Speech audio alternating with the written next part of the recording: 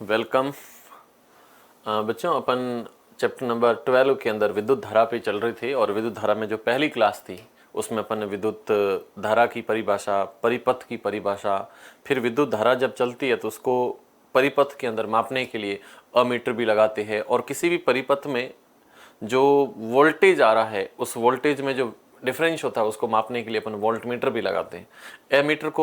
Ammeter को हमेशा परिपथ के अंदर श्रेणी क्रम में लगाते हैं और विभवांतर मापने के लिए जो वोल्ट मीटर होता है उसको हमेशा समांतर क्रम में लगाते हैं। तो एक सीरीज में होता है और दूसरा पैरेलल कॉम्बिनेशन होता है। तो ये कुछ पॉइंट अपन ने डिस्कशन कर लिए थे और इस क्लास में अपन बात करेंगे एक तो विद्युत परिपथ आरेख के अंदर कौन कौन से उपकरण और उनके प्रतीक क्या होते हैं और उसके साथ में ओम का नियम, इसको अपन पूरा पढ़ने वाले हैं। ओके, तो लेके चलते हैं। सबसे पहले आपको विद्युत परिपथ के अंदर आरेख और विद्युत परिपथ के अंदर कुछ उपकरण। विद्युत परिपथ में कौन कौन से उपकरण जुड़ते हैं? विद्युत परिपथ में उपकरण तथा प्रतीक, कौन कौन से उपकरण होते हैं और उनके क्या क्या प्रतीक रहते हैं? विद्युत परिपथ, उपकरण तथा प्रतीक। तो उपकरण और प्रतीक के रेस्पेक्ट में अगर बात करें अपन तो सबसे पहला यहाँ पे जोड़ा जाता है सेल, है ना। किसी भी उपकरण में फर्स्ट जो उपकरण रहता है वो सेल जोड़ा जाता है और सेल को ऐसे शो करते हैं जिसमें एक प्लस टर्मिनल और दूसरा माइनस टर्मिनल, एक प्लस होगा और दूसरा माइनस होगा, तो इसको सेल से नोट करते हैं। 2 नंबर पे बात करते हैं अपन बैटरी या बैटरी को अपन सेलों का संयोजन भी कहते हैं, बैटरी भी कहते हैं या सेलों का संयोजन। बैटरी या सेलों का संयोजन, सेलों का संयोजन है बैटरी या सेलों का संयोजन। और बैटरी या सेलों के संयोजन में ये एक सेल है और इस एक सेल के बाद में ये सेकंड सेल, फिर ये थर्ड सेल, फिर ये फोर्थ सेल, फिर ये फिफ्थ सेल, ऐसे इनको जोड़ा जाता है, एक प्लस और दूसरा माइनस। तो जब 2, 3, 4, 5 ऐसे जब सेल आपस में जोड़े जाते हैं तो इसको सेलों का संयोजन कहते हैं। परीक्षा में प्रश्न भी आता है, सेल के लिए प्रतीक क्या रहेगा, बैटरी के लिए प्रतीक क्या रहेगा? तो जो बड़ी लाइन है वो प्लस और दूसरी जो छोटी लाइन है वो माइनस, इसको शो किया जाता है। अगला पॉइंट आता है स्विच, है ना, स्विच। और स्विच में भी देखें तो स्विच 2 टाइप के रहते हैं, एक होता है बंद स्विच और एक होता है खुला स्विच। खुला स्विच का मतलब उसमें धारा नहीं चलेगी, बंद स्विच का मतलब उसमें से करंट चलेगा। तो ये कुंजी दिखाते हैं, ऐसे करके टर्मिनल है और ये भी ऐसे करके यूं टर्मिनल दिखाते हैं। जब ये खुला टर्मिनल है तो इसके बीच में डॉट नहीं होगा, यानी इसमें करंट नहीं चलेगा। और जब बंद टर्मिनल है तो इसके अंदर से करंट चलेगा। तो ये क्लोज और ये हो जाएगा ओपन ना, ये क्लोज सर्किट है और ये ओपन सर्किट है। तो एक क्लोज सर्किट और दूसरा ओपन सर्किट, इस टाइप में इनको शो किया जाता है। इसके बाद में नेक्स्ट अपन देखते हैं तार की संधि। 4 नंबर पे तार संधि। और तार की जब संधि देखते हैं तो एक सिंगल तार ऐसे चल रहा है, यहाँ पे जॉइंट करके एक तार ऐसे उठा देते हैं, तो ये तार की संधि। और नेक्स्ट दिखा देते हैं बिना संधि का तार। बिना संधि तार यानी कि नॉर्मल इसको अपन क्रॉसिंग करवाते, बिना संधि का तार है तो केवल इसको क्रॉसिंग करवाते हैं।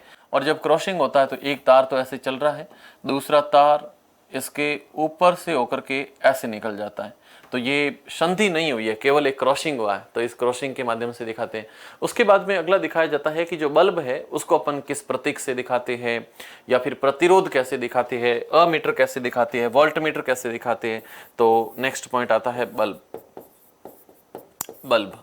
किसी भी परिपथ में बल्ब को जब दिखाना होता है तो बल्ब को दिखाने के लिए अपन ऐसा यूं प्रतीक चिन्ह बनाते, ये बल्ब हो जाता है। या इस बल्ब को दिखाने के लिए आप ऐसा भी दिखा सकते हो, यूं करके और यूं करके और यूं करके यूं दिखा सकते हो और ऊपर से ऐसा बना दो, तो ये भी बल्ब को दिखाता है ना, बल्ब को दिखाने के लिए होता है। बल्ब के बाद में नेक्स्ट अपन देखते हैं 7 नंबर पे, तो अगला दिखाया जाता है प्रतिरोध तार। प्रतिरोध तार रेजिस्टेंस वायर। और प्रतिरोध तार को दिखाने के लिए ऐसा इस प्रकार से यूं सिंबल बनाते हैं, ये प्रतिरोध तार है, ये प्रतिरोध तार है ना, जिसको अपन नॉर्मली आर से भी लिखते हैं, आर, यानी इसको रेजिस्टेंस कहते हैं, तो इसको आर कहते हैं, इसको रेजिस्टेंस भी कहते हैं। तो ये रेजिस्टेंस या आर से शो किया जाता है, तो ये रेजिस्टेंस है। कुछ बच्चे क्या करते हैं, इसको बनाने के लिए ऐसे करके, यूं करके, यूं करके, यूं ड्रॉ करते हैं। बिल्कुल एकदम खराब मेथड है, ऐसा नहीं बनाओगे, केवल ऐसा ही ड्रॉ करोगे तो ये प्रतिरोध शो हो जाता है। प्रतिरोध के बाद में नेक्स्ट अपन नोट करें, है ना, तो प्रतिरोध के बाद अगला जो पॉइंट आता है उसमें अपन दिखाते हैं धारा नियंत्रक। धारा नियंत्रक, धारा नियंत्रक या इसको रियोस्टेट कहते हैं, रियोस्टेट।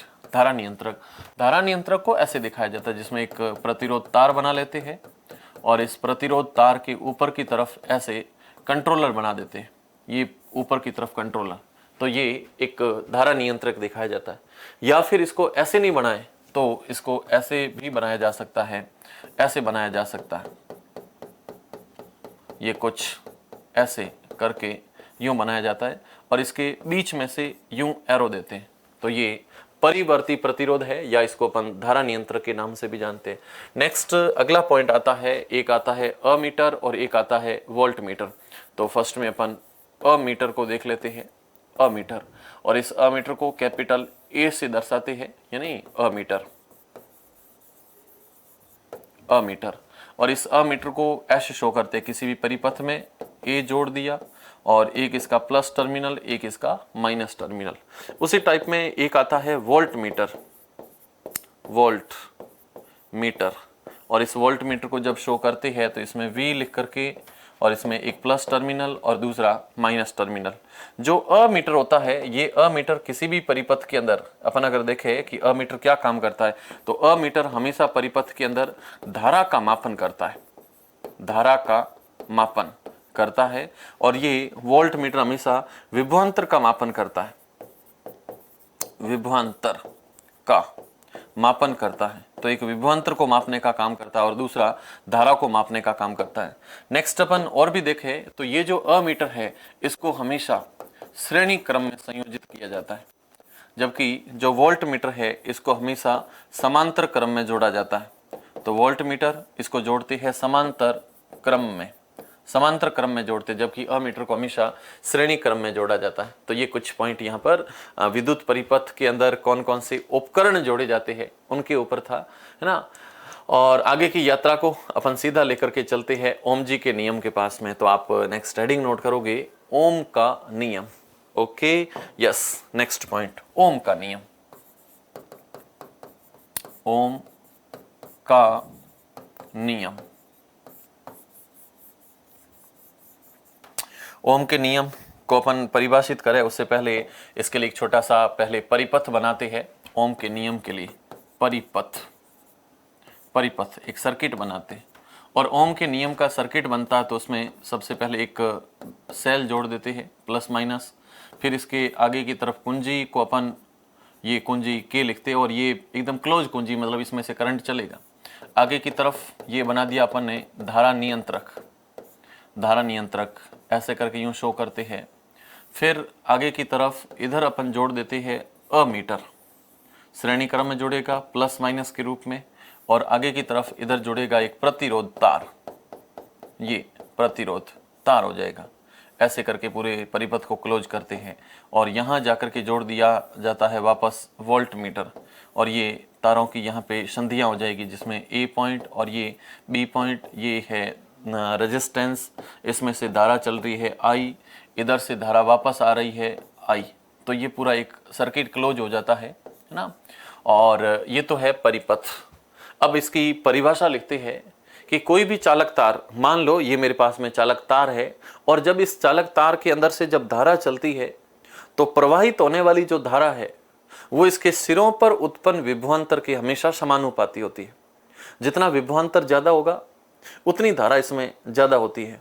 तो किसी चालक तार की भौतिक अवस्था, जिसमें इसकी लंबाई, अनुप्रस्थ काट का क्षेत्रफल, ताप, दाब, ये चारों अगर भौतिक कंडीशन, भौतिक अवधारणाएं अगर स्थिर रहे तो किसी भी चालक के सिरों पर उत्पन्न विभवांतर प्रवाहित धारा के समानुपाती होता है, और इसी को ओम का नियम कहते हैं।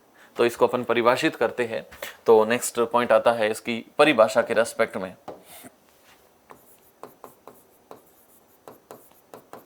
परिभाषा, डेफिनेशन में लिखते हैं कि किसी चालक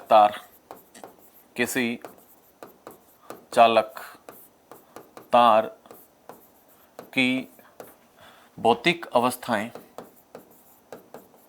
किसी चालक तार की भौतिक अवस्थाएं कौन कौन सी होती है? तो उसके अंदर ताप, दाब, लंबाई, चालक तार की लंबाई और अनुप्रस्थ काट क्षेत्रफल। अनुप्रस्थ काट क्षेत्रफल यदि स्थिर रहे, अनुप्रस्थ काट क्षेत्रफल यदि स्थिर रहे तो चालक के सिरों पर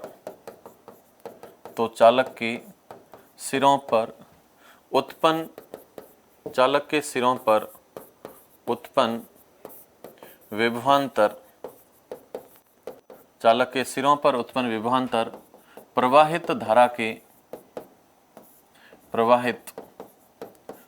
के समानुपाती होता है।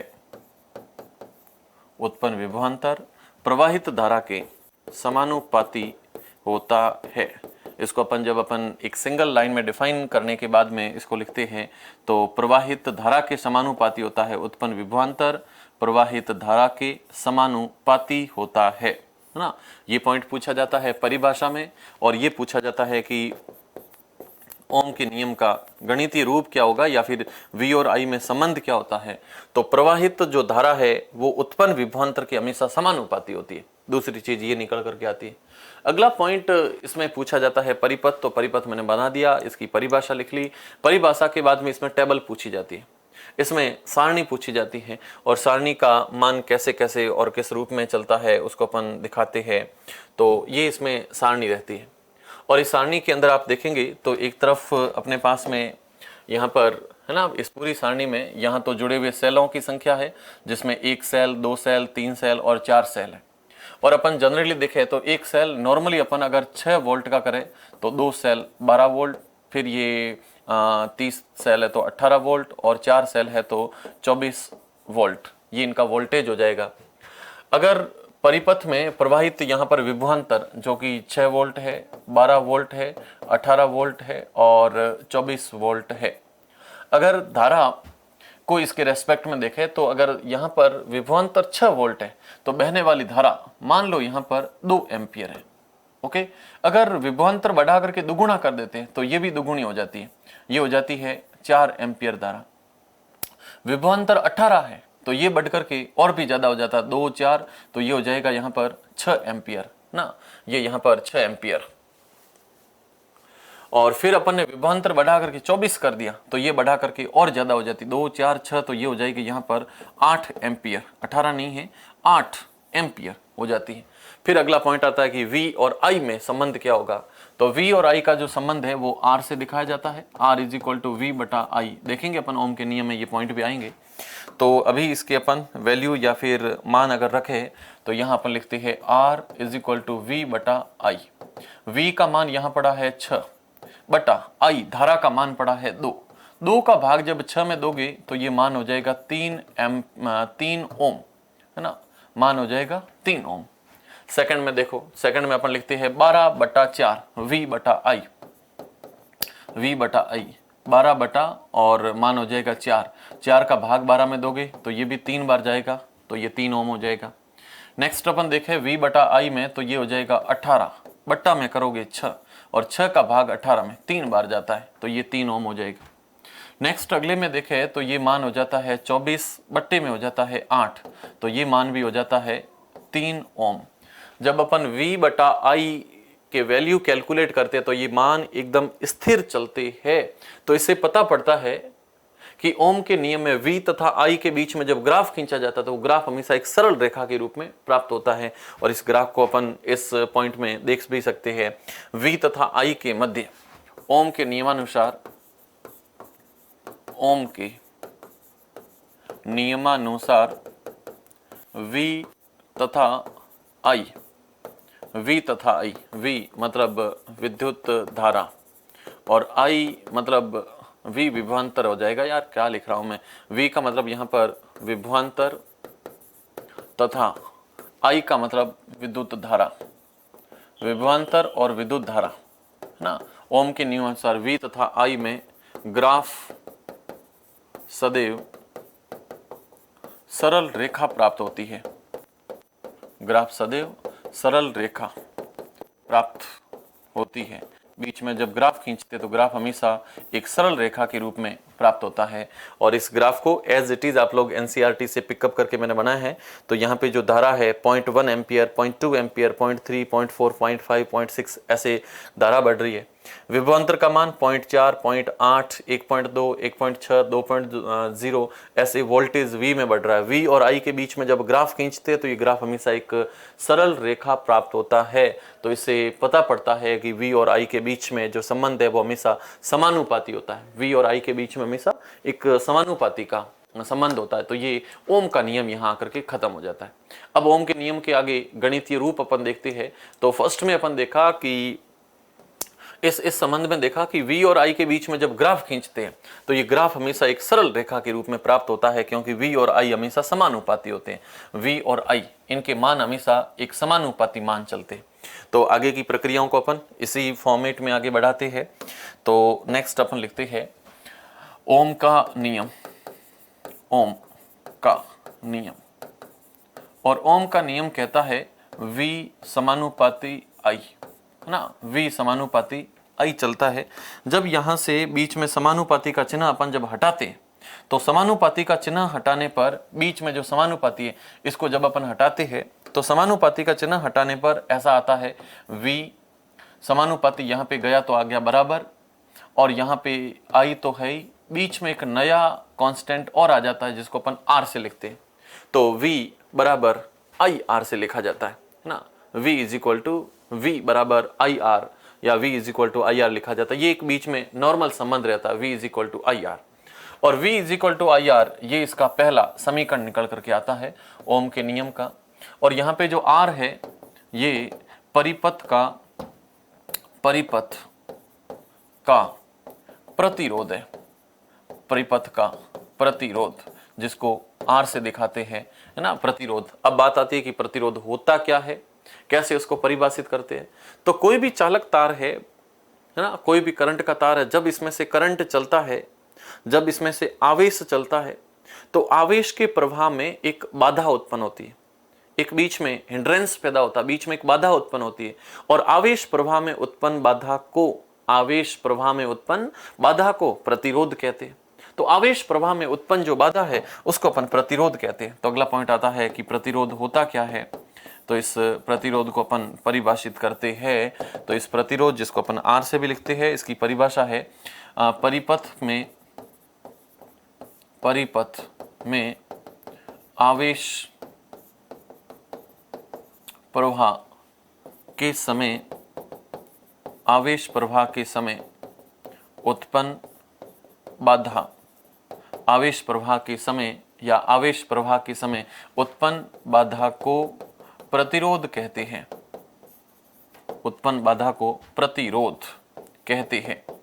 आवेश के प्रवाह में जो बाधा उत्पन्न होती है इस बाधा को अपन प्रतिरोध, रेजिस्टेंस के नाम से जानते हैं। तो आवेश प्रवाह में उत्पन्न जो बाधा है उसको प्रतिरोध कहते हैं और इस प्रतिरोध को R से दिखाया जाता है। फिर इसका प्रतीक भी पूछा जाता है कि प्रतिरोध का प्रतीक क्या होता है ना, इसका मात्रक क्या होता है। तो प्रतिरोध का मात्रक, प्रतिरोध का SI मात्रक, प्रतिरोध का SI मात्रक होता है ओम, ओम होता है, ये ओम होता है। और इस ओम का जब प्रतीक लिखा जाता है, ओम को जब दर्शाते हैं, इसका जब प्रतीक चिन्ह लिखा जाता है तो ओम का प्रतीक जब लिखते हैं तो ओम का प्रतीक कुछ ऐसा दिखाया जाता है। ये ओम का प्रतीक है जिसको अपन ओमेगा भी कहते हैं। तो ये लिखा जाता है। अब अगला पॉइंट आता है कि एक ओम क्या होता है।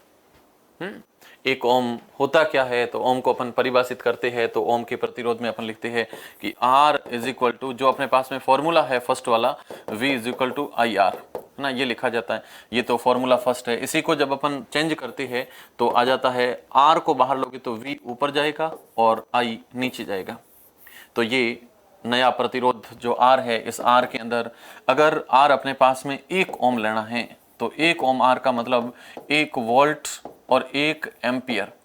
1 एम्पियर 1 वोल्ट तो 1 ओम रहता है। तो इसकी अपन परिभाषा लिखते हैं कि यदि किसी चालक तार के दोनों सिरों के बीच विभवांतर अगर 1 वोल्ट है और उसमें से 1 एम्पियर धारा प्रवाहित होती है तो चालक का प्रतिरोध हमेशा 1 ओम होता है ना। तो इसको अपन परिभाषित करके लिखते भी है कि यदि किसी चालक तार के सिरों पर उत्पन्न विभवांतर 1 वोल्ट है, यदि किसी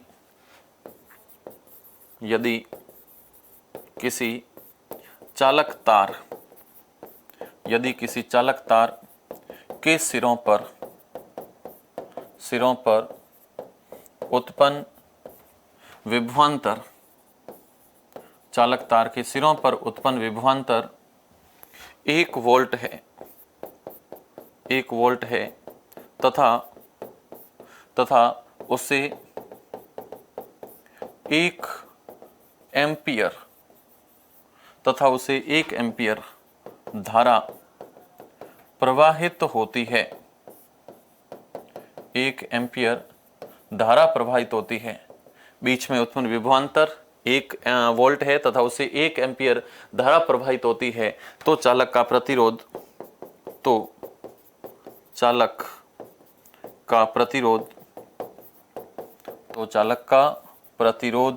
1 ओम होता है। चालक का प्रतिरोध 1 ओम होता है। प्रश्न आता है 1 ओम क्या, इसकी परिभाषा बताइए। तो ये 1 ओम निकल करके आता है। ये अपने पास में समीकरण नंबर 2 हो जाता है। पहला समीकरण V बराबर IR, सेकंड फॉर्मूला है R is equal to V बटा I के रूप में लिखा जाता है। अब इसके बाद में थर्ड पॉइंट आता है, तो थर्ड पॉइंट को भी अपन परिभाषित कर लेते हैं और अगला लेकर चलते हैं। तो पहला फॉर्मूला था V is equal to IR, ये फर्स्ट नंबर। सेकंड है R is equal to V बटा I, तो ये सेकंड नंबर। थर्ड में अपन I बराबर चलाती है V बटा R, तो ये तीसरा एक संबंध निकल करके आता है।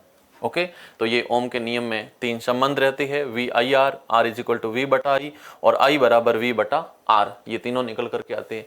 अब इनसे आगे अपन देखते हैं, तो अगला पॉइंट आता है कि कौन किसके समानुपाती है और कौन किसके व्युत्क्रमानुपाती है। तो अगला पॉइंट आता है कि कौन कौन से ऐसे पॉइंट है जिस पर चालक का जो प्रतिरोध है वो हमेशा निर्भर करता है। तो चालक का प्रतिरोध किन किन चीजों पर निर्भर करता है, इन चीजों को अपन पढ़ने की कोशिश करते हैं ना। और किसी भी चालक तार में जब करंट चलता है, इसका मतलब उसमें से आवेश चलता है। आवेश चलता है मतलब उसमें से इलेक्ट्रॉन चलते हैं।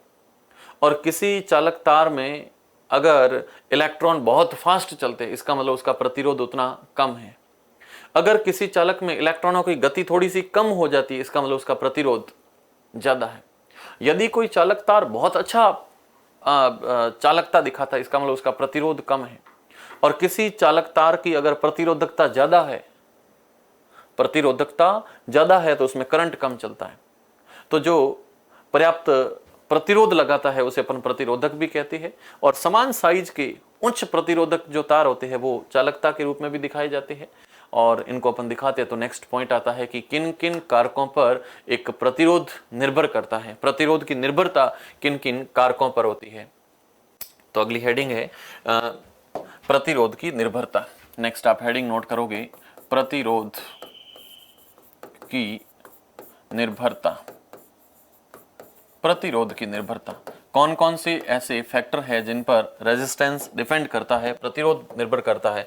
किसी भी चालक तार में 4 कंडीशन है जिन पर प्रतिरोध डिपेंड होता है, जिसमें सबसे फर्स्ट कंडीशन निकल करके आती है चालक तार की लंबाई। सेकंड पॉइंट आता है अनुप्रस्थ काट का क्षेत्रफल। तीसरा पॉइंट रहता है पदार्थ की प्रकृति और चौथा पॉइंट रहता है पदार्थ का तापमान। इन 4 चीजों पर किसी भी प्रतिरोध की निर्भरता है वो इस पे रहती है। तो प्रतिरोध की निर्भरता 4 चीजों पे है। फर्स्ट है चालक तार की लंबाई, चालक तार की लंबाई, चालक तार की लंबाई पर डिपेंड करता है। और सेकंड पॉइंट अनुप्रस्थ काट क्षेत्रफल, अनुप्रस्थ काट क्षेत्रफल, अनुप्रस्थ काट क्षेत्रफल ए से दिखाते हैं। तीसरा पॉइंट है चालक तार का तापमान, चालक तार का तापमान, चालक तार का तापमान यानी कि T डिग्री सेंटीग्रेड पर डिपेंड भी करता है, डिग्री सेंटीग्रेड पर डिपेंड करता है, टेम्परेचर पर डिपेंड करता है, तो इसको अपन स्मॉल t से लिखते हैं। और स्मॉल t नहीं कैपिटल T लिख दो, थोड़ा मजा आ जाएगा, तो कैपिटल T। और चौथा पॉइंट आता है पदार्थ की प्रकृति, पदार्थ की प्रकृति। इन चार चीजों पर रेजिस्टेंस यानी कि प्रतिरोध हमेशा निर्भर करता है, डिपेंड होता है, तो इन चार चीजों पर प्रतिरोध की निर्भरता चलती है। नेक्स्ट पॉइंट अपन देखते हैं, एक एक को अपन डिस्क्राइब करके देखते हैं। तो फर्स्ट है चालक तार की लंबाई। नेक्स्ट चालक तार की लंबाई, चालक तार की लंबाई। चालक तार की लंबाई में एक ही पॉइंट यहाँ पे दर्शाने के लिए होता है। मान लो अपने पास में दो पाइप है ना, दो मान लो ऐसे पाइप है, दो यहाँ पर पाइप है, तो दो पाइपों को मैं दिखाने से पहले 3D अगर कोशिश करें, यहाँ पर पाइप है कि नहीं है, यस,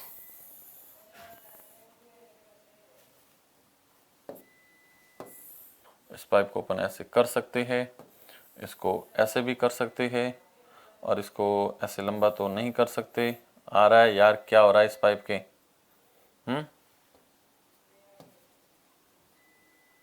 नहीं हो रहा, इसको डिलीट मार दो।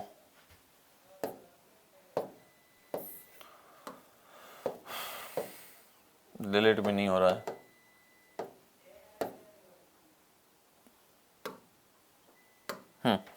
तो फर्स्ट है चालक तार की लंबाई, चालक तार की लंबाई। चालक तार की लंबाई में कुछ पॉइंट यूं आते हैं।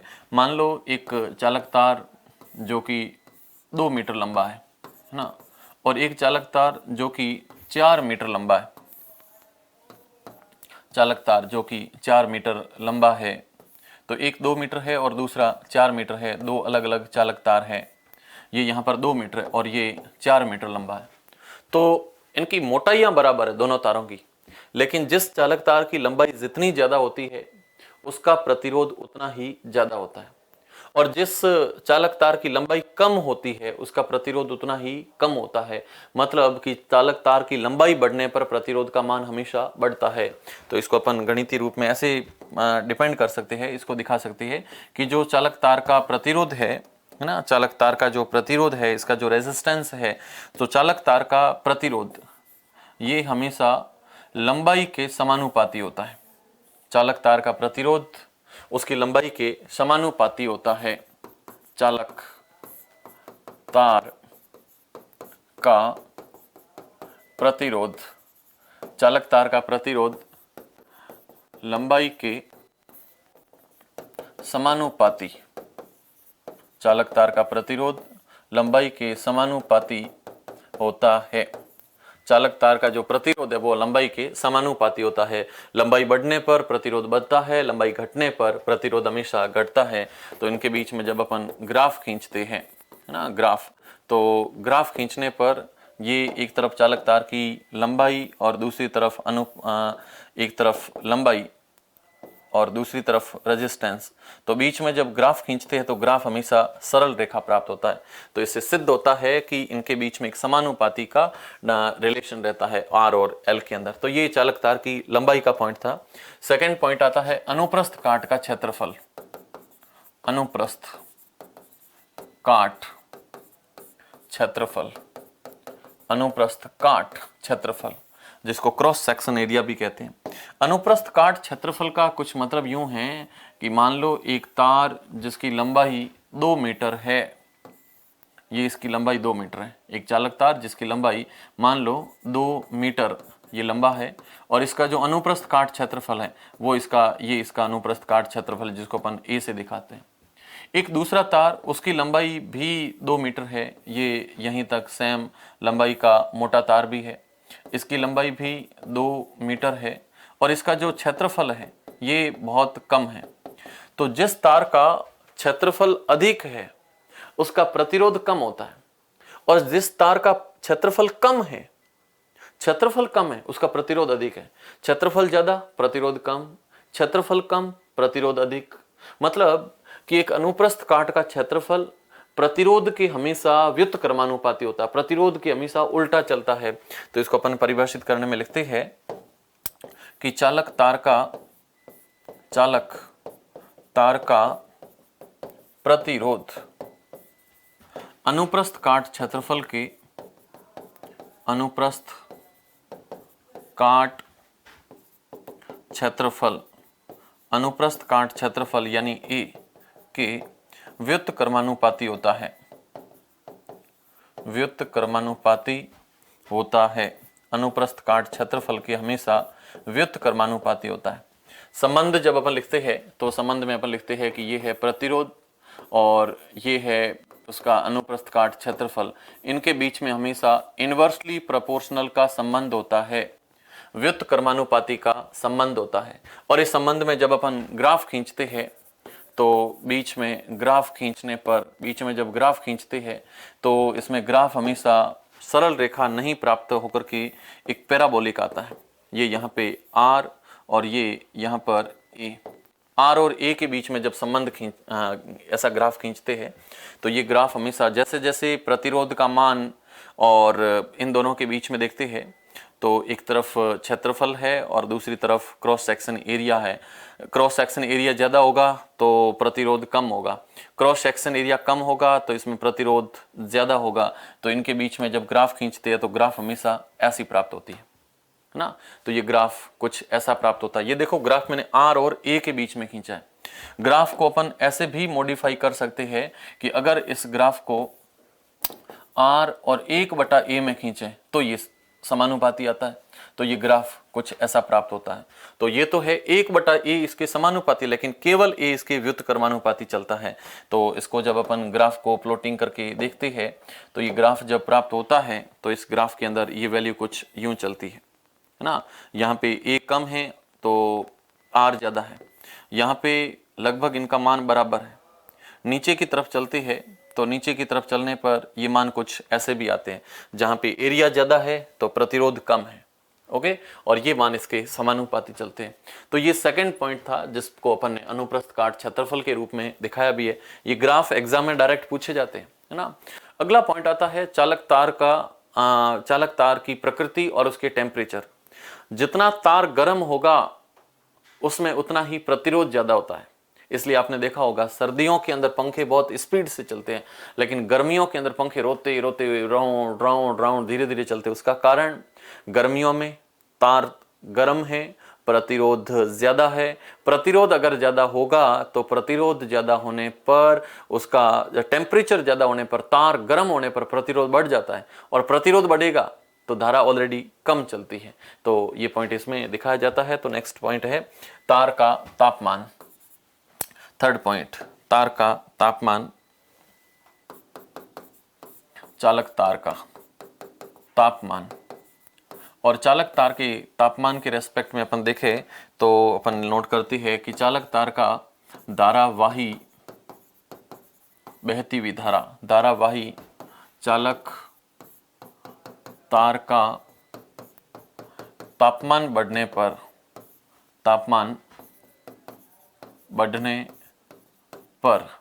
प्रतिरोध का मान बढ़ने पर प्रतिरोध का मान भी बढ़ता है। प्रतिरोध का मान भी बढ़ता है। चालक तार का तापमान बढ़ता है तो उसमें प्रतिरोध का मान भी बढ़ता है। यानी इसमें संबंध जब लिखते हैं तो ये प्रतिरोध समानुपाती degree centigrade, T degree centigrade अपन नोट कर सकते हैं या कैपिटल T से दिखाते हैं। और इसमें जब ग्राफ खींचते हैं तो खींचने पर ग्राफ कुछ ऐसा प्राप्त होता है। एक तरफ प्रतिरोध है और दूसरी तरफ टेम्परेचर है। प्रतिरोध टेम्परेचर, बीच में ग्राफ हमेशा सरल रेखा आता है।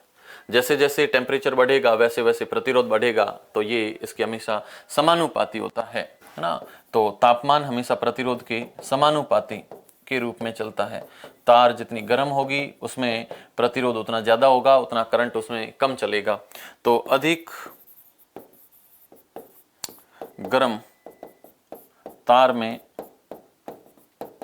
धारा कम प्रवाहित होती है। धारा कम प्रवाहित होती है क्या लिखा अपन ने, अधिक गर्म अगर तार है तो उसमें धारा हमेशा कम चलती है। ये इसमें संबंध दिखाया जाता है, रिलेशन दिखाया जाता है, और इस संबंध को अपन अमीटर में बहुत अच्छे से देख भी सकते हैं। चौथा पॉइंट आता है पदार्थ की प्रकृति, है ना। अगला पॉइंट पदार्थ की प्रकृति। पदार्थ की प्रकृति, पदार्थ की प्रकृति भी इस पे डिपेंड करती है। पदार्थ की प्रकृति में अपन जब देखते हैं तो पदार्थ की प्रकृति के रेस्पेक्ट में कुछ पदार्थ ऐसे होते हैं जिनका प्रतिरोध बिल्कुल नगण्य होता है। जैसे चांदी देख लो, चांदी विद्युत की सबसे सुपर चालक मानी जाती है, और लोहा देख लो वो थोड़े से कम चालक होते हैं। तो चांदी है, कॉपर है, एल्यूमिनियम है, सोना है, इनकी प्रतिरोध क्षमता बहुत कम होती है और चालकता ज्यादा होती है। तो ये पदार्थ के ऊपर इनबिल्ट नेचर पे डिपेंड करता है। अब आप चांदी को लोहे से तो कंपेयर कर नहीं सकते क्योंकि अलग अलग धातुएं हैं, तो ये पदार्थ की प्रकृति पे निर्भर करती है। तो इसमें नोट करते हैं अपन चांदी, जिसको प्रतीक में लिखते हैं Ag, या इसको सिल्वर भी कहते हैं। ये विद्युत की सर्वाधिक चालक है, विद्युत की सर्वाधिक चालक धातु है, विद्युत की सर्वाधिक चालक धातु है। विद्युत की सर्वाधिक चालक धातुओं में इस चांदी को नोट किया जाता है। फिर अगला पॉइंट लिखते हैं कि प्रत्येक धातु की चालकता अलग अलग होती है, वो उसके प्रतिरोध और प्रतिरोधकता पर निर्भर करती है। तो प्रत्येक धातु में प्रतिरोध गुण, प्रत्येक धातु में प्रतिरोध गुण अलग अलग होता है, गुण अलग अलग होता है। प्रतिरोध का जो गुण है वो हमेशा अलग अलग होता है, वो किसी एक दूसरे पर निर्भर नहीं करता है। तो ये पदार्थ की प्रकृति के रेस्पेक्ट में पॉइंट आते हैं, किन किन पॉइंटों पे इसकी प्रकृतियां निर्भर करती है, ये सब चीजें अपन ने देख ली है। ये इनके बीच में ग्राफ था, इस ग्राफ को भी देख लिया है। अगला पॉइंट अपने पास में चलता है कि प्रतिरोधकता क्या होती है, प्रतिरोधकता होती क्या है, उस प्रतिरोधकता को अपन पढ़ने की कोशिश भी करते हैं। तो अगला पॉइंट आता है प्रतिरोधकता।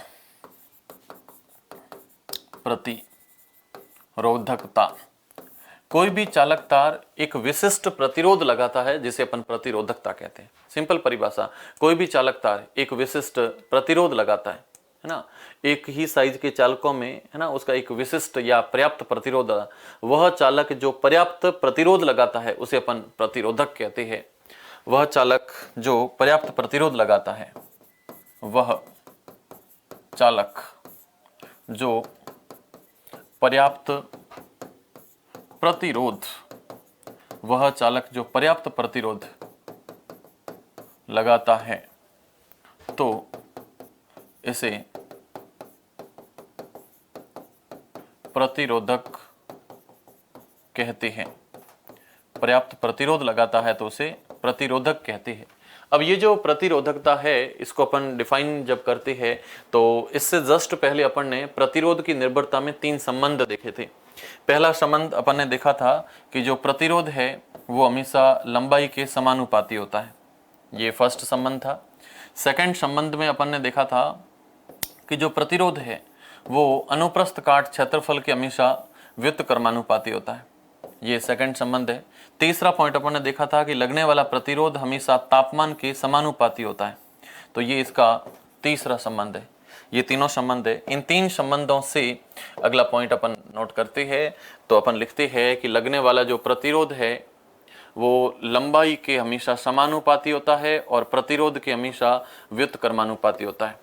ये एक नया इक्वेशन निकल करके आता है, वहीं से बना है, लंबाई के समानुपाती और प्रतिरोध के व्युत्क्रमानुपाती। अपन लिखते हैं कि प्रतिरोध, चालक तार का प्रतिरोध लंबाई के समानुपाती, लंबाई के समानुपाती तथा लंबाई के समानुपाती तथा अनुप्रस्थ काट क्षेत्रफल के, अनुप्रस्थ काट क्षेत्रफल के व्युत्क्रमानुपाती होता है, अनुप्रस्थ काट क्षेत्रफल के व्युत्क्रमानुपाती होता है।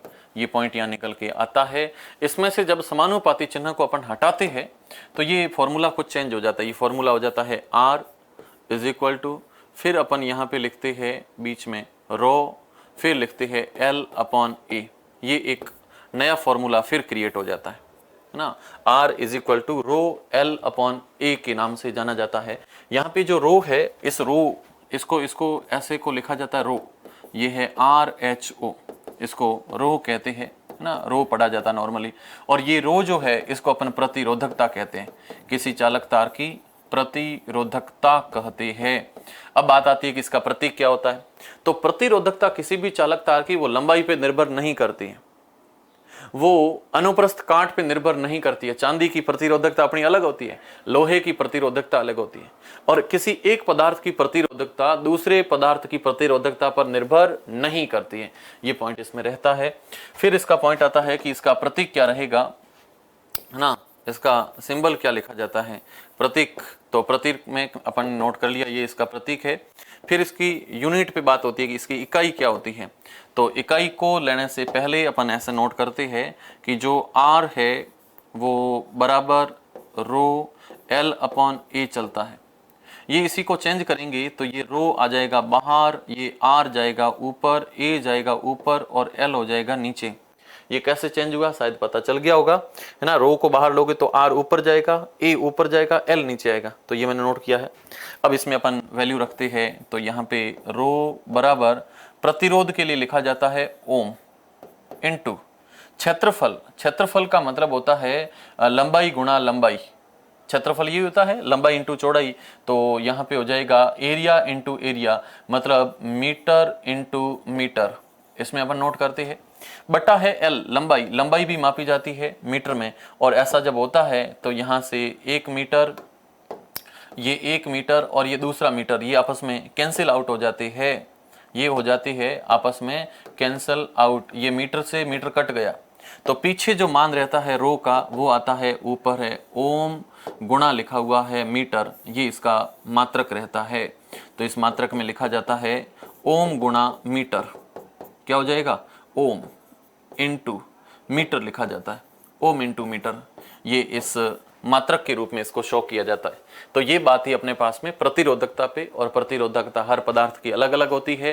किसी एक पदार्थ की प्रतिरोधकता का दूसरे पदार्थ की प्रतिरोधकता से कोई लेना देना नहीं है। बात समझ में आई। तो ये कुछ मान इसमें पूछे जाते हैं। अगला पॉइंट अपन बात करते हैं, तो प्रतिरोधकता जो है वो टेम्परेचर के साथ साथ में थोड़ी बहुत चेंज होती है ना। कोई भी चालक तार है तो उसका प्रतिरोध और प्रतिरोधकता दोनों ही ताप में परिवर्तन के साथ चेंज होती है, प्रतिरोध के साथ में चेंज होती है। तो नेक्स्ट पॉइंट अपन लिखते हैं, प्रत्येक चालक तार का प्रतिरोध तथा प्रतिरोधकता, चालक तार का प्रतिरोध तथा प्रतिरोधकता ताप में चेंज होने के साथ साथ, है ना, दोनों ही ताप में परिवर्तन के साथ परिवर्तित होती है। प्रतिरोधकता दोनों ही ताप में परिवर्तन के साथ, दोनों ही ताप में परिवर्तन के साथ परिवर्तित होती है।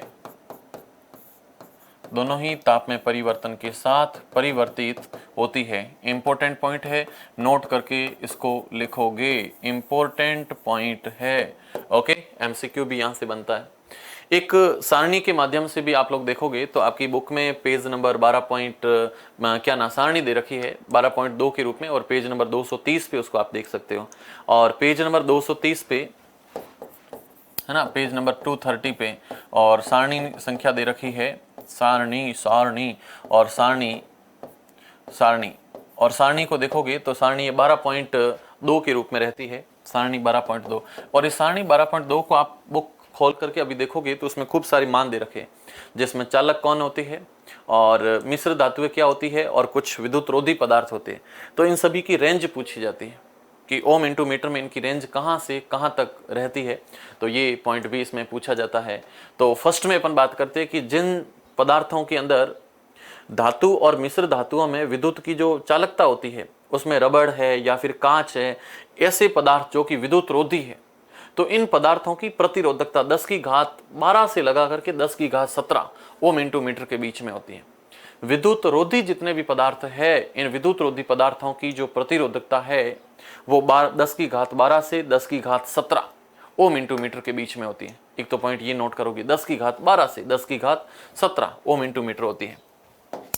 तो फर्स्ट पॉइंट अपन लिखते हैं विद्युत रोधी, विद्युत रोधी पदार्थों की प्रतिरोधकता, विद्युत रोधी पदार्थों की प्रतिरोधकता 10 की घात 12 से 10 की घात 17 ओम इंटू मीटर होती है। 10 की घात 12 से 10 की घात 17 ओम इंटू मीटर होती है। अगला पॉइंट आता है कि जिनका परिसर 10 की घात -6 से 10 की घात -8 के बीच में होता है। 10 की घात -6 ओम इंटू मीटर से 10 की घात -8 ओम इंटू मीटर होता है, तो वो विद्युत की काफ़ी अच्छी चालक धातुएं मानी जाती है, चालक पदार्थ माने जाते हैं। तो सेकंड पॉइंट, चालक पदार्थों की प्रतिरोधकता, चालक पदार्थों की प्रतिरोधकता 10 की घात -6 से 10 की घात -8 ओम इंटू मीटर तक होती है, ओम इंटू मीटर तक होती है। एक पॉइंट और नोट करते हैं कि ऐसे पदार्थ जो कुछ मिश्र धातु के रूप में होते हैं, तो मिश्र धातुओं की जो प्रतिरोधकताएं होती है वो 10 की घात -6 और इसके कुछ बीच में ही रहती है। तो इन दोनों के बीच में जिनकी प्रतिरोधकता होती है उसको अपन चालक और मिश्र धातु के रूप में भी जानते हैं। मिश्र धातुओं का उपयोग मोस्टली जैसे हीटर है, तो हीटर के अंदर जो तंतु लगता है या फिर बल्ब का जो तंतु है उसको बनाने में मिश्र धातुओं का प्रयोग करते हैं। और प्रश्न पूछा जाता है कि इसमें मिश्र धातु का ही प्रयोग क्यों करते हैं, तो इसका रीजन है कि बहुत जब हाई टेम्परेचर होता है तो उच्च तापमान पर शुद्ध धातुएं ऑक्सीकृत हो जाती है, उनका उपचयन हो जाता है। लेकिन मिश्र धातुओं के उपचयन की दर बहुत कम होती है ना, मिश्र धातुओं का उपचयन बिल्कुल नहीं होता है।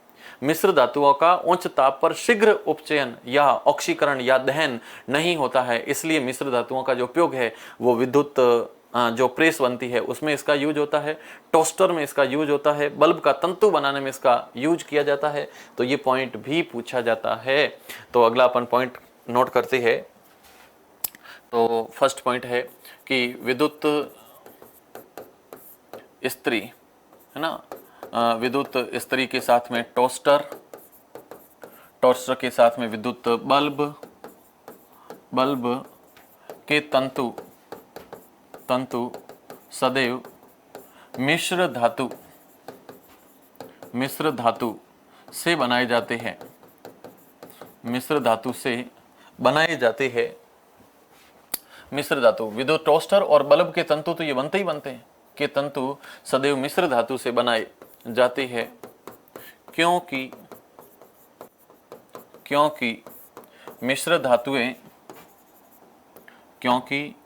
मिश्र धातुएं उच्च ताप पर शीघ्रता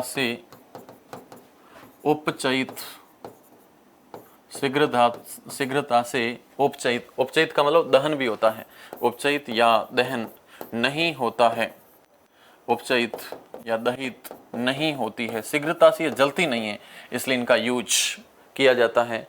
जो बल्ब होता है उस बल्ब के अंदर जो तंतु होता है उसका निर्माण टंगस्टन से होता है। कॉपर और एल्यूमिनियम केवल तारों के अंदर काम में लिए जाते हैं, लेकिन तंतु बनाने में इसका यूज फिर भी नहीं हो सकता। तो नेक्स्ट पॉइंट अपन ये भी नोट करते हैं तो कि विद्युत बल्ब का तंतु टंगस्टन से होता है क्योंकि इसका गलनांक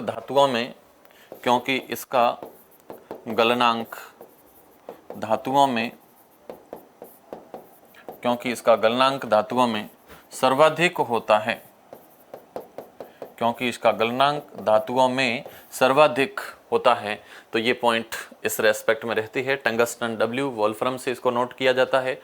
और ये कुछ पॉइंट यहाँ पर ख़त्म हो जाते हैं। फिर कुछ न्यूमेरिकल प्रश्न भी है और उसके बाद में अगला आता है कि प्रतिरोधकों को या जो रेजिस्टेंस है उसको आपस में जोड़ते कैसे है ना। तो कुछ न्यूमेरिकल क्वेश्चन है, उनको भी मैं लेकर के चलता हूँ आपके सामने। और इस टेबल को आप देखोगे तो ये वाली टेबल है जो सारणी 12.2 के रेस्पेक्ट में है। इस सारणी 12.2 में देखोगे तो ये चालक, मिश्र धातु और फिर विद्युत रोधी। यहाँ पे दो चीज याद रखोगे, एक तो है कांस्टेंट और दूसरा है मैंगनीज और तीसरा है नाइक्रोम। इनमें कौन कौन सी मिश्र धातुएं पाई जाए याद रखोगे। एक तो फर्स्ट है कांस्टेंट। इस कांस्टेंट में दो चीजें हैं, एक है कॉपर और दूसरा है निकिल। दोनों को मिलाते हैं। एक याद रखोगे मैंगनीज, है ना, मैंगनीज के अंदर दो तीन पदार्थों को आपस में मिलाते हैं। एक तो होता है यहाँ पर कॉपर प्लस होता है मैंगनीज और एक होता है इसमें निकल। कॉपर मैंगनीज, है ना, तो यहाँ से कॉपर मैंगनीज ऐसे याद रह जाएगा। कांस्टेंट कॉपर और निकल होता है। तीसरा एक और होता है अपने पास में जिसको अपन नाइक्रोम कहते हैं, नाइक्रोम। और इस नाइक्रोम से हीटर का तंतु बनता है। हीटर का तंतु मोस्टली नाइक्रोम से बनता है मिश्र धातु में। और इसमें एक तो होता है निकिल, एक होता है इसमें क्रोमियम, एक होता है इसमें मैंगनीज और एक होता है इसमें आयरन। इन चार पदार्थों को मिला करके नाइक्रोम को बनाया जाता है। तो मैंगनीज, कांस्टेंट और नाइक्रोम ये सभी मिश्र धातुएं हैं और इनका यूज कहीं न कहीं विद्युत टोस्टर हो गया या इस्त्री हो गई तो उसमें तंतु के रूप में इनका यूज भी करते हैं। ओके, तो आगे लेकर के चलता हूं आपको कुछ न्यूमेरिकल प्रश्नों की तरफ। और फर्स्ट प्रश्न आपके सामने है। क्वेश्चन कह रहा है, ये उदाहरण 12.3 आपके सामने है। और 12.3 उदाहरण क्या कह रहा है इसको देखना। 12.3 कह रहा है कि यदि किसी विद्युत बल्ब के तंतु का प्रतिरोध, ये प्रतिरोध आंसर में अपन लिखते हैं प्रतिरोध मतलब R, और ये 1200 ओम है। ओके, और बल्ब स्रोत से कितनी धारा लेगा यदि उसका विभवांतर V बराबर 220 वोल्ट है। तो ओम का नियम कहता है धारा I बराबर V बटा R से लिखा जाता है। और V अपने पास में पड़ा है 220 वोल्ट और प्रतिरोध का मान है कितना है 1200। 0 से 0 कैंसिल हो जाएगा और ये ओम में मान दे रखा है। और फिर ये मान हो जाएगा 22/120। और इसको जब अपन सरल करते हैं तो इसकी जो वैल्यू निकल करके आती है वो वैल्यू आप याद रखोगे, ये होती है 0.18। और धारा है तो धारा को अपन एम्पियर से मापते हैं। ये आंसर हो गया फर्स्ट का। सेकंड दे रखा है कि यदि किसी विद्युत हीटर की कुंडली का प्रतिरोध, सेकंड कंडीशन, ये तो फर्स्ट कंडीशन है। सेकंड कंडीशन है कि इसका प्रतिरोध बराबर 1000 ओम है। ओके, और स्रोत से जो वोल्टता है वो 220 वोल्ट है। तो कितनी धारा लेगा, तो यहाँ पे I = V बटा R, ये तो ओम का नियम है। V का मान पड़ा है अपने पास 220, बट्टा लिखोगे 100, तो ये 0 से 0 गया। फिर 22 में 10 का भाग दोगे तो ये जाएगा 2.2 बार। तो इसका आंसर हो जाएगा बराबर 2.2 एम्पियर। खत्म। तो ये इसमें दो वैल्यू चलती है। ये उदाहरण संख्या 12.3 था। अगला देखोगे तो एक क्वेश्चन और दे रखा है। क्वेश्चन दे रखा है कि एक कोई विद्युत हीटर जो स्रोत से जो धारा ले रहा है वो 4 एम्पियर है। ओके, और उसके टर्मिनलों के बीच में विभवांतर बराबर 60 वोल्ट है। तो कितनी धारा लेगा, है ना।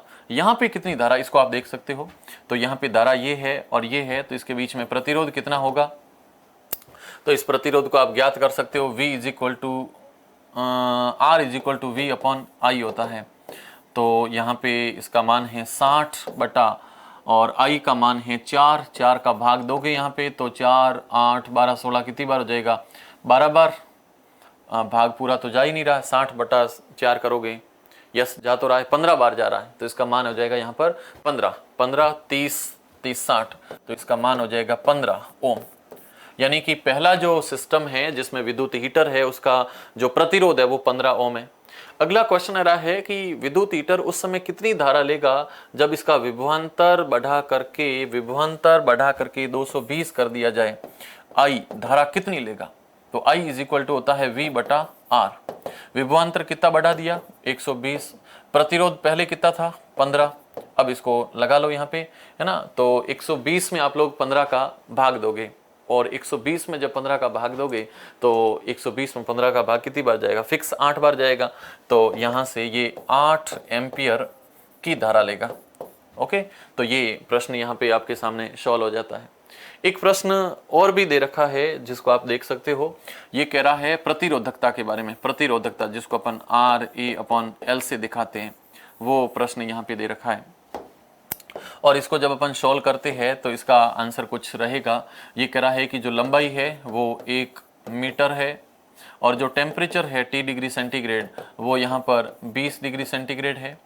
प्रतिरोध दे रखा है R बराबर 26 ओम है, और इसका जो व्यास है, व्यास का मतलब R, और इस R का मान दे रखा है 0.3 mm, और 0.3 mm को मीटर में जब चेंज करोगे तो ये हो जाएगा 3 गुणा 10 की घात -4 मीटर, है ना, ये चेंज हो जाएगा। इसकी प्रतिरोधकता क्या होगी, मतलब अपने को रो ज्ञात करना है। तो रो के अंदर और सारणी जो 12.2 है उसके अंदर आप उस पदार्थ का पता भी लगाओगे कि कौन सा पदार्थ है जिसकी प्रतिरोधकता इस रेंज के अंदर आ रही है। तो इसको सॉल्व करने की अपन कोशिश करते हैं। तो यहाँ पे रो बराबर R, प्रतिरोध दे रखा है यहाँ पर 26, गुणा जो क्षेत्रफल है, इस क्षेत्रफल को अपन लिखते हैं पाई R स्क्वायर से, पाई R स्क्वायर। और यहाँ पे R जब निकालोगे, ये तो व्यास दे रखा है, R जो होती है वो व्यास की आधी होती है, तो ये हो जाएगा 1.5 गुणा 10 की घात -4 मीटर, है ना, इतना इसका व्यास हो जाएगा। तो उसको लिखो यहाँ पे, तो पाई यानी कि 22/7 इंटू वो वैल्यू रखोगे 1.5 गुणा 10 की घात -4, बस यही मान है। यस, लंबाई कितनी है तो 1 मीटर है। तो ये टोटल जब मान आप रख करके और इसका जब आंसर निकालोगे तो इसके अंदर जो आंसर आता है वो रहता है, लगभग आंसर रहता है 1.84 इंटू 10 रेज टू पावर, और 10 रेज टू पावर है वो 4 यानी कि -6 तक चली जाएगी, 10 रेज टू पावर -6, और इसका मात्रक होता है ओम इंटू मीटर।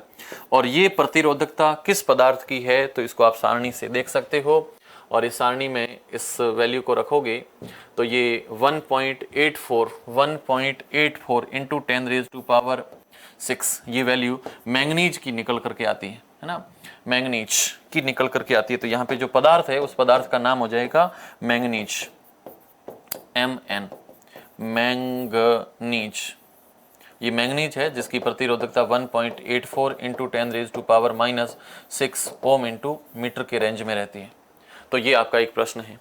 लास्ट प्रश्न पे अपन चलने की कोशिश करते हैं।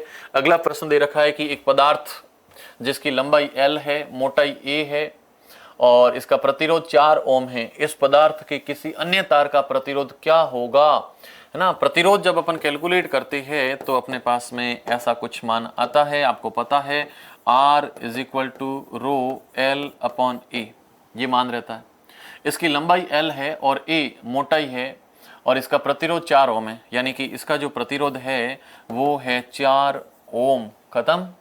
यदि इसके एक और अन्य तार है जिसका प्रतिरोध क्या होगा यदि इसकी लंबाई आधी कर दी जाए, तो यहाँ पे लिखोगे रो, ये है रो, लंबाई इसकी आधी कर दी जाए यानी L/2 कर दी जाए, और इसकी मोटाई 2A कर दी जाए। अच्छा, मोटाई कर दी जाए यहाँ पे 2A, तो ये मान कैसे चेंज होगा, तो अपन इसको इस रूप में लिख सकते हैं। ये लिखेंगे R is equal to rho, R is equal to rho, और ये रो हो जाएगा, ये L/A हो जाएगा। अच्छा, ये 2 नीचे आएगा तो 2 से 2 गुणा हो जाएगा यानी 1/4 हो जाएगा। अपन जानते हैं कि rho is equal to L, नहीं, यहाँ पे R is equal to rho L/A होता है। इतनी जो वैल्यू है इसका मान पहले अपने पास में 4 ओम पड़ा है, ये 4 ओम पड़ा है, तो यहाँ पे मान रखो तो ये हो जाएगा R बराबर 1/4 इंटू 4, इस पूरे का मान ये पड़ा 4 ओम जो अपन पहले दे रखा है। तो 4 से 4 कैंसिल हो जाएगा, यानी ये 4 से 4 हो जाएगा कैंसिल। अरे सर कैसे कैंसिल हुआ, दिख तो नहीं रहा है। यस, ये कैंसिल हो गया, ये 4 से 4 कैंसिल हो गया, तो पीछे R बराबर हो जाएगा 1 ओम मामला समझ में आया? अरे सर ऐसे भी क्वेश्चन आते हैं क्या? यस, ऐसे ऐसे भी कुछ क्वेश्चन आते हैं। तो ये मान आपके सामने था। और ये एक लास्ट क्वेश्चन और दे रखा है कि लिखा है कि किसी चालक तार का प्रतिरोध किन किन कारकों पर निर्भर करता है? तो उसकी लंबाई पर निर्भर करता है, क्षेत्रफल पर निर्भर करता है, और उसकी प्रकृति पर निर्भर करता है, और प्रकृति के साथ साथ में और भी देखोगे तो टेम्परेचर यानी कि ताप पर निर्भर करता है। तो इन 4 चीजों पर निर्भर करता है। समान पदार्थ के 2 तार यदि एक पतला है दूसरा मोटा है, तो जो तार पतला होगा उसका प्रतिरोध ज्यादा होगा, मोटा तार है उसमें प्रतिरोध कम होगा। इनमें से किस में धारा आसानी से प्रवाहित होती है? और समान विद्युत स्रोत से अगर संयोजित किया जाए तो उसमें धारा किस में ज्यादा चलेगी? धारा उसमें ज्यादा चलेगी जिसका तार अनुप्रस्थ काट क्षेत्रफल में मोटा होगा। ओके। थर्ड प्रश्न, मान लीजिए एक विद्युत अवयव के 2 सिरों के बीच विभवांतर को उसके पूर्व के विभवांतर की तुलना में घटा करके आधा कर देते हैं। जो R था वो घटा करके R/2 कर दिया, तब उस अवयव से प्रवाहित होने वाली विद्युत धारा में क्या परिवर्तन होगा? अगर आपने प्रतिरोध को घटा करके आधा कर दिया है तो उसमें जो धारा चलेगी, प्रतिरोध हो गया है कम तो धारा चलेगी ज्यादा, तो इसमें धारा I का मान हमेशा बढ़ जाता है। धारा का मान, I का मान हमेशा बढ़ेगा। यस। अगला, विद्युत टोस्टरों और विद्युत स्त्रियों के तापन अवयव शुद्ध धातु के नहीं बना करके मिश्र धातु के बनाते हैं, क्योंकि इसका आसानी से और शीघ्रता से अपचयन नहीं होता है। आसानी से शीघ्रता से अपचयन नहीं होता है, इसलिए इसका यूज करते हैं। और सारणी 12.2 को देख करके आपको इनके कुछ मान दिखाने हैं। आयरन और मरकरी, इन दोनों में अच्छा चालक कौन है? और कौन सा पदार्थ सर्वश्रेष्ठ चालक है? सर्वश्रेष्ठ चालक होती है चांदी, है ना, जिसको अपन एजी से लिखते हैं। और अभी बताना है कि लोहे और मरकरी में अच्छा चालक कौन है, तो इस सारणी में अपने को पता चलेगा। ये है अपने पास में मरकरी और ये है आयरन। मरकरी का जो प्रतिरोध है वो है 10.0 इंटू 10⁻⁻8 और मरकरी का है 94.0 इंटू 10⁻⁻8। यस, दोनों को देखोगे तो मरकरी 94 पे है, आयरन 10 पे है, जिसका प्रतिरोध कम होगा उसमें धारा ज्यादा चलेगी। खत्म। तो ये आज का टॉपिक था जिसमें एक एक चीज को अपन ने अच्छे से देखा। और अगला जो टॉपिक आएगा उसमें अपन प्रतिरोधों का संयोजन पढ़ेंगे। उसके बाद अगला जो टॉपिक आएगा उसमें अपन विद्युत धारा का तापीय प्रभाव देखेंगे। तो अभी 2 क्लास आप और देखोगे और इसी के साथ इस क्लास को करते हैं finish. Thank you, wish you all the best.